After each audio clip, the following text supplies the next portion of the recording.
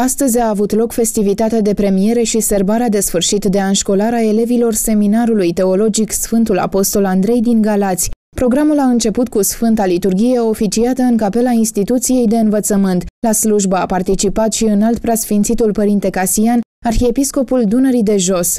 Îi este de ajuns ucenicului să fie ca dascălul său. Unde să fie mai adevărate?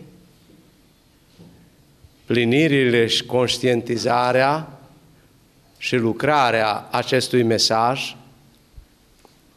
decât într-o biserică închinată Sfântului Apostol Andrei, în ograda seminarului Sfântul Apostol Andrei, în ultima zi de școlire prin Sfânta Liturghie, care să însemne pentru elevi,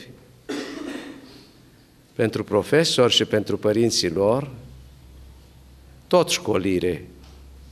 Aceasta este școala pe care a întemeiat-o pe pământ Mântuitorul Iisus Hristos, ca să înțelegem că Evanghelia Lui este faptă vie prin rugăciune, prin multă faptă bună și prin mai multă unitate și solidaritate printre tineri. În continuare, la Troița din grădina seminarului, tinerii elevi au susținut un concert interpretând piese din repertoriul clasic de muzică bisericească, psaltică și corală. La final, chiriarhul locului i-a binecuvântat pe seminariști, dar și pe profesorii acestora și a oferit celor mai buni dintre elevi diplome și cărți.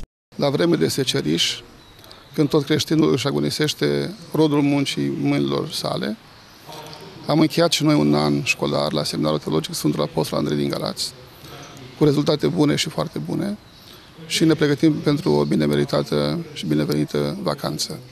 Ceea ce am învățat într-un an de zile, ceea ce ne-am format în această școală, aplicăm în vacanță, în familii și în parohii, și am dorit să poată vorbi despre o școală după școală și copiii noștri să se adauge tinerilor din parohii și programelor Sfântului Sinod.